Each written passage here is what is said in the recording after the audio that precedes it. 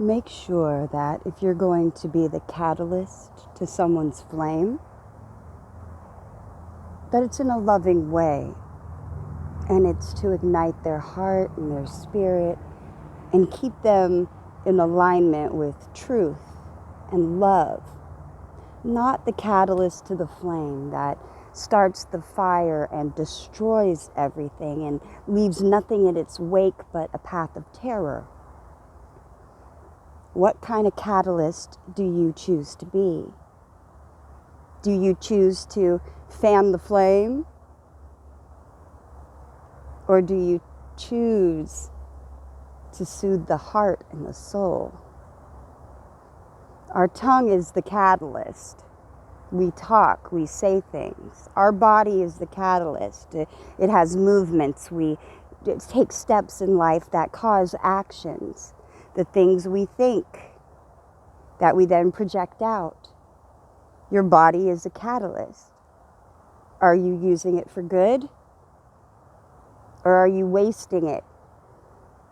Or are you using it for evil? Stop where you're at right now in your life and just take a look. What type of catalyst are you? It's not too late to change. Still time. We're still here. Still hope. I cannot say that my entire life I've been the catalyst of the most amazing things, like I am this holier than thou amazing person. No, I've hurt people in my past. And I'm very regretful of that, and I've apologized to them. So unfortunately, I was temporarily a catalyst of destruction. But I went back when I realized my mistakes. And these people will tell you, some of these people, I sought them out myself that I had harmed in the past to say, you know what? Way back in the day, I did this to you and it was wrong. Forgive me, please. I've done that many times. People will tell you, yeah, Jody came back after years and just said sorry out the blue. Because it doesn't take somebody coming to me to tell someone I'm sorry if I'm repentant in my soul. You remember when you're little and your parents would say, tell so-so you're sorry. If you don't mean it, why? See, what you got to teach is repentance and how to change. Or better yet, teach your children a better way. I wasn't taught those things. As a child of ritual abuse, I was taught about drugs, sex, and a bunch of other shit. But I wasn't taught about how to keep my own temple mine. How to... Never mind, I'm getting off track. See, now I try to be a catalyst to ignite one's soul flame, their mental dome, their pineal gland, get that oil flowing. I don't know in my life where I'm at as far as how far I have to go compared to where I've been, but I think I'm pretty good as far as on the right track. You know, you never know if you're fully doing everything you're supposed to because, well, we're still living life and we have free will. But I think I'm on the right track. You know, unfortunately, although I was taught a lot of a lot of wrong teachings, I'm kind of old now. I'm in my 40s and I'm learning the end of my 360 lessons. I'm late. I'm really late.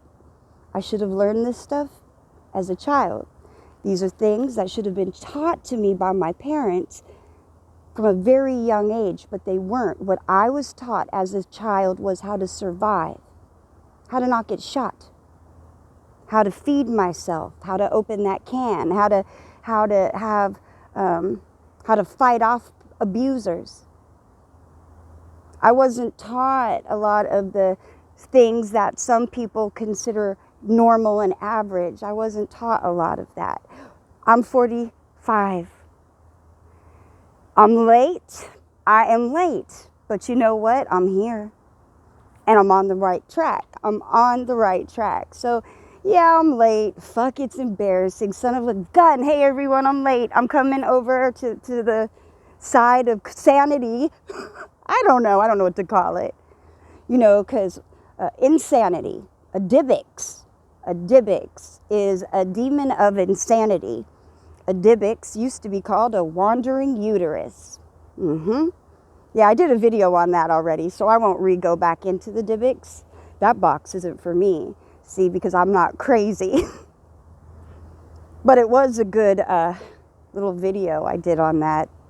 And then me and Little Da Vinci actually did a song, a cipher on it, which is pretty cool too. But I haven't shared that with anybody. I've kept that side kind of private. But you know, I have to say that the growing process sucks.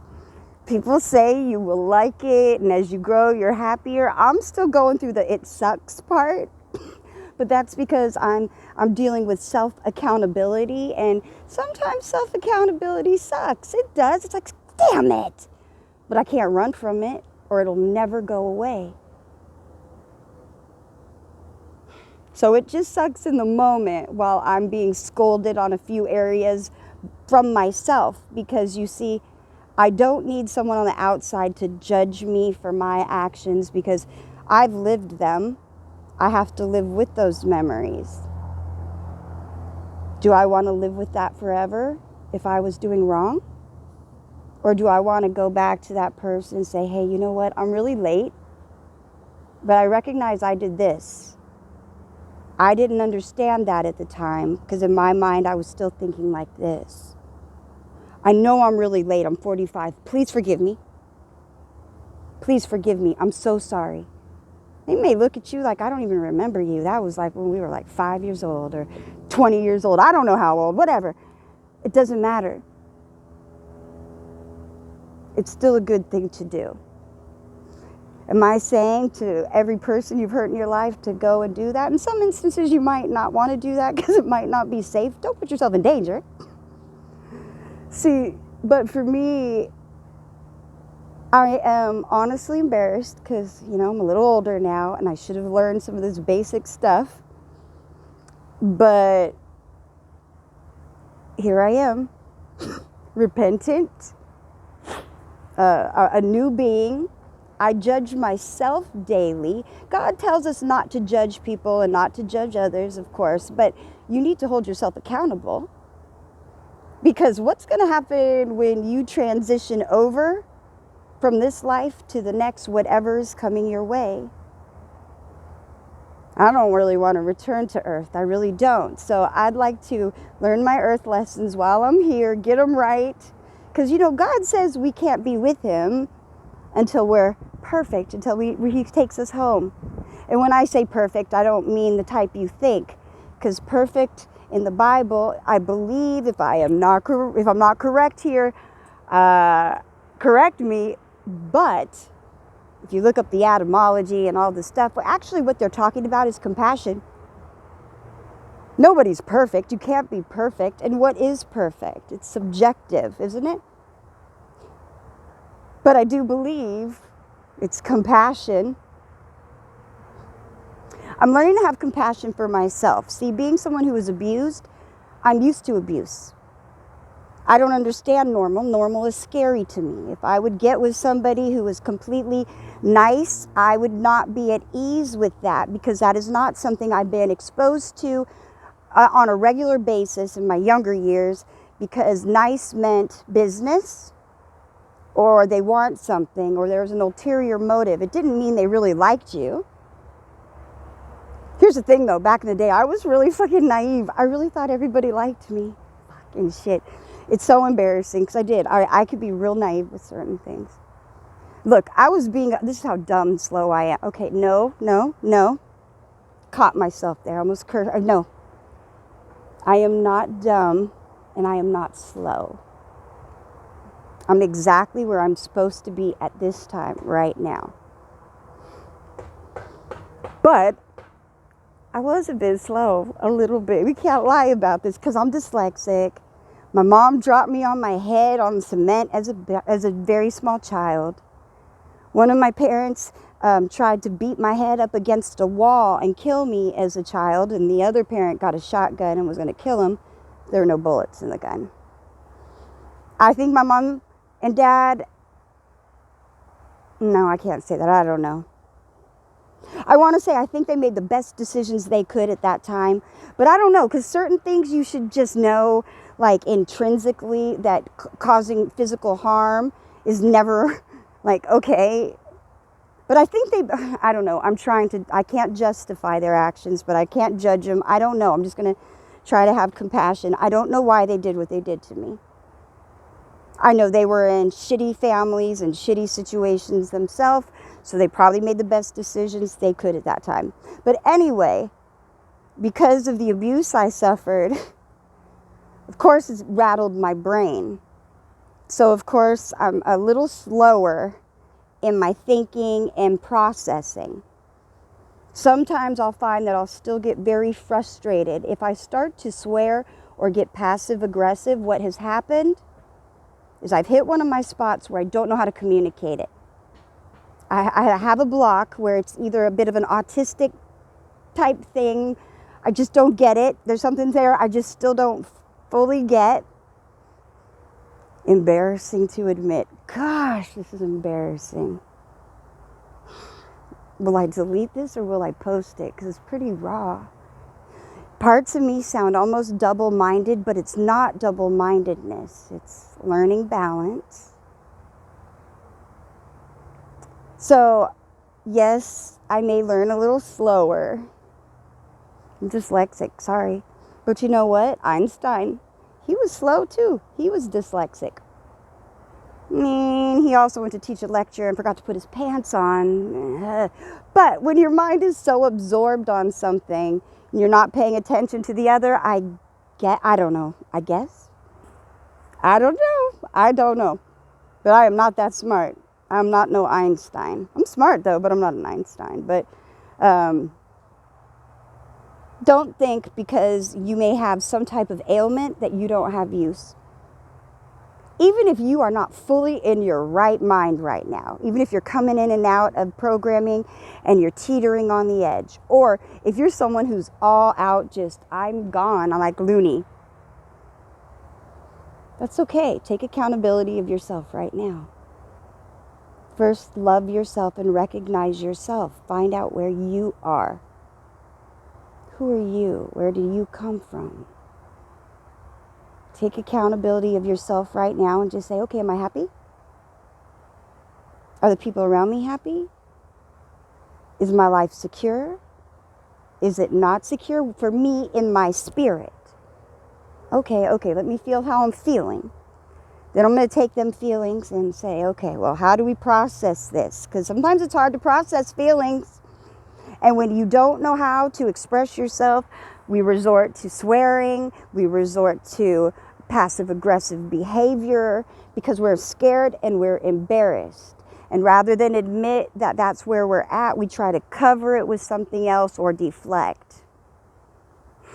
I'm trying not to do those things. So, yes, I learn a little slower. Yeah, I'm 45. I'm here now. I should have learned this long ago. Okay, so what? I didn't learn as fast as someone else. Someone who is 5 or 10 or 15 may be exactly where I'm at the age of 45. A person's age doesn't really determine what they know and how wise they are. You know, what happens is the age determines how many years of programming we have survived. Because when you're small, that's the purest you're going to be when you first come into this world, right? Before you know what this world is about. I'm rambling a little bit, deflecting from myself, coming back to the topics. Okay. Oh, you know another thing I have found that I have to work on?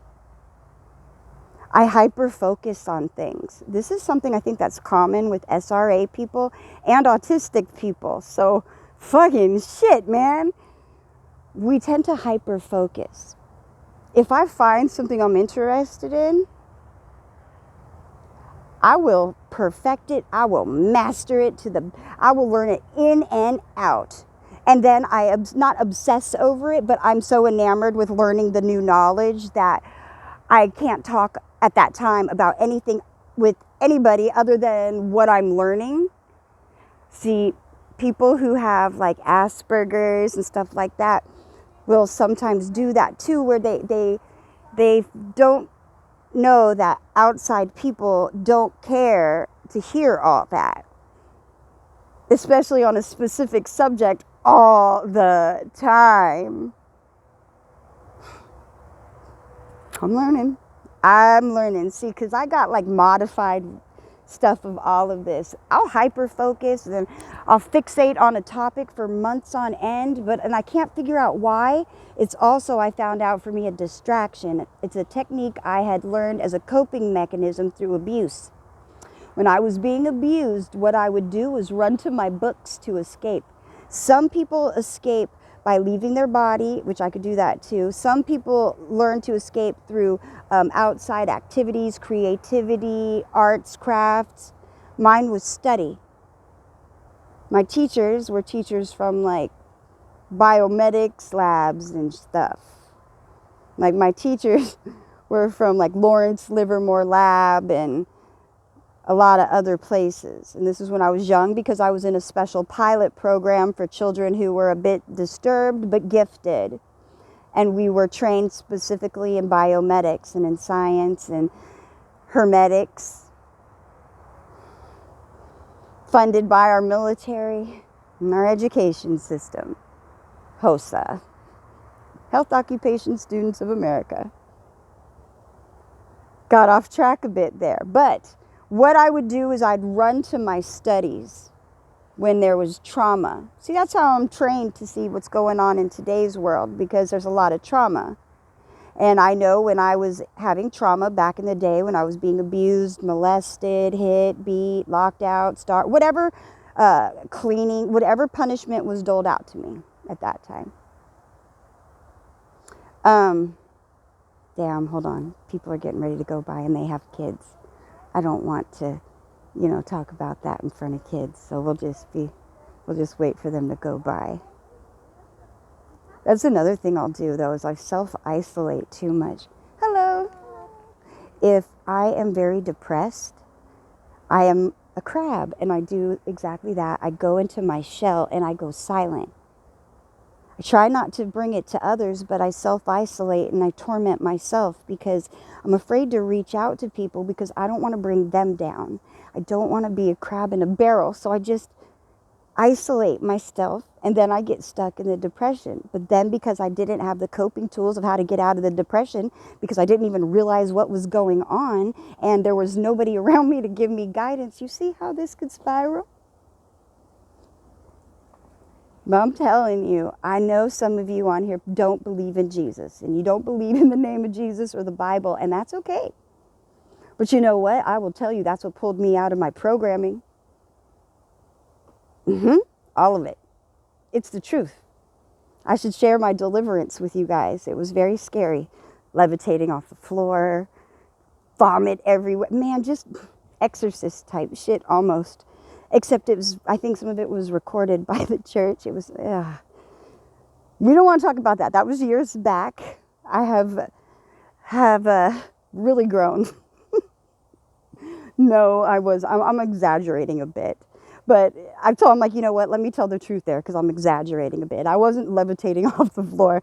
But what I mean by that is I was off the floor when they touched me, and I bloop, I was gone. And it wasn't an act, because I had never been to a church where they did deliverance. So I didn't know what to expect. I hadn't seen anything on TV yet. I didn't know none of that. I didn't know what was going on. All I knew was something was wrong, and Jesus called me. He said, you need to go to this church for some immediate deliverance, and then we'll work on the rest, because you can't hear me right now while you're like that. So I was like, okay, God, and I started going to this church. I didn't know what to expect. This minister, go away, Beelzebub. Exactly, just like I pushed that fly away. Thank you. While I was standing there, I was so excited because I knew something was going to happen because God said go, but I didn't expect this.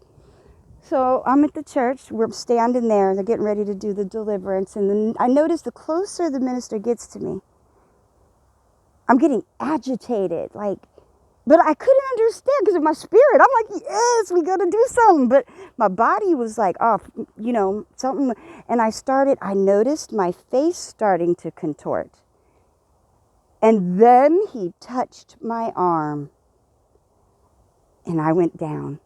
I was down. See, so I was levitating sideways because I was falling down, gravity, reversing it, being silly, and my deliverance of that. Get it. And I wasn't throwing up like in the movie, although I did throw up. That's very common. Part of that also would be because of the crying and shit. But this stuff is real. It's real. Deliverance is real. Jesus is real. Now I'm not saying, no offense to my religious people or my Catholics out there, but I'm not referring to Borgia on your picture that you worship and called Jesus. See, Jesus was a Middle Eastern man. He wasn't Caucasian with blonde hair. Most people didn't even recognize Jesus because he was just an average height, average build. He wasn't a real clean man or a real dirty man. He was just like real average. So he didn't stand out in the crowd. But he was indeed there. See, the good thing is that Jesus came to save the lost. So, of course, he's going to have to meet them on their level, right? So to meet them on their level, that would mean he'd have to get in the grime with them. Walk with them, hand by hand, one by one. Show them, right? Yeah. So in order for him to do that, he had to appear as they do, right? He's not going to come, well, obviously not in a suit because, well, back then suits weren't the thing. But my point is he's not going to come dressed up as a nobleman to the peasants that he's trying to help up, probably out of being humble and not wanting them to think that he couldn't comprehend or understand where they were coming from. Or, dang it, I got my wallet in here. I apologize.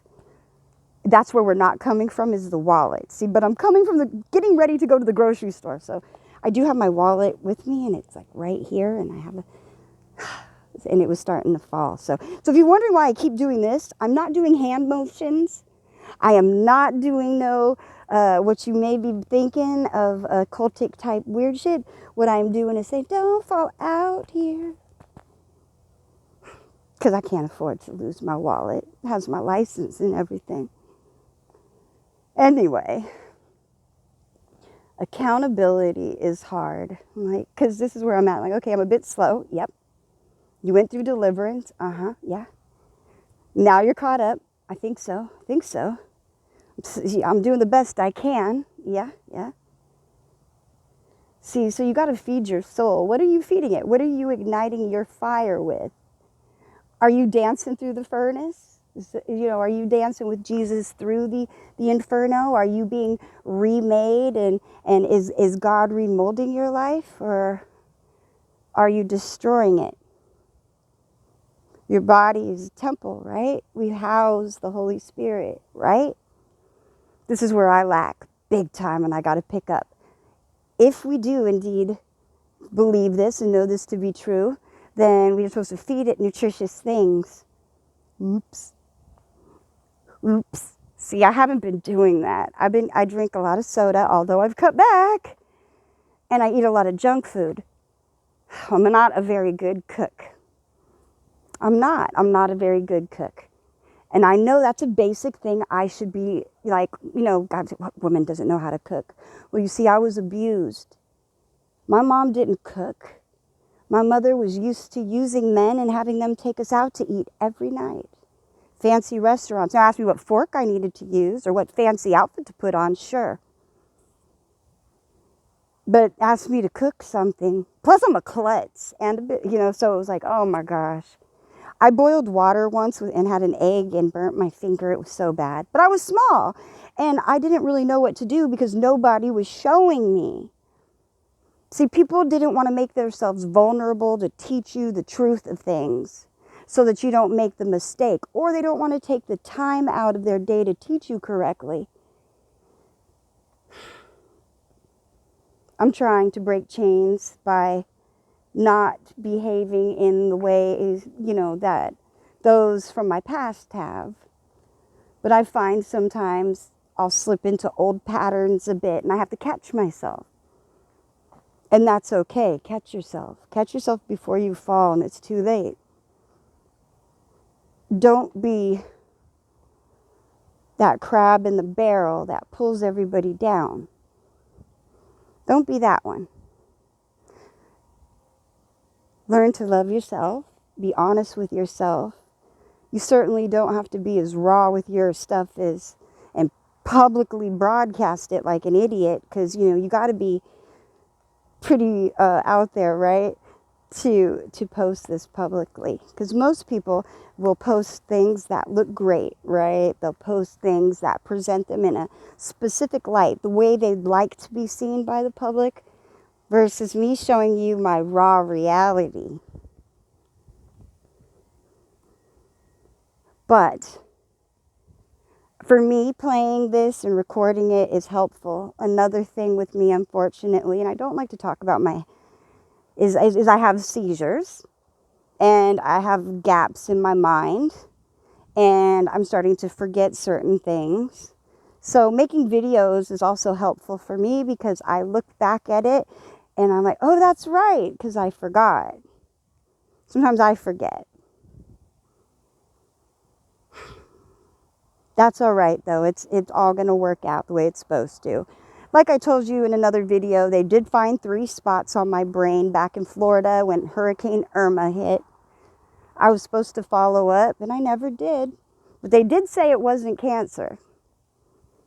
But as we already know and have talked about, my brain is just wired a bit different. Is that good? I don't know. Is it bad? I don't know. Because I've only lived this life. I don't have anything else to compare it to. Now, if you ask me, hey, Jody, are you a bad person or are you a good person?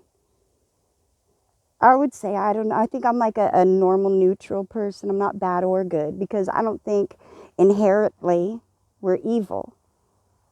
But since we're born on earth and earth belongs to the devil and we're brought up in his system, then we can't be super great either to an extent. But the good news is we're saved by grace through faith. Thank God. Thank God God saved us with that original covenant, or we'd be in a lot of trouble.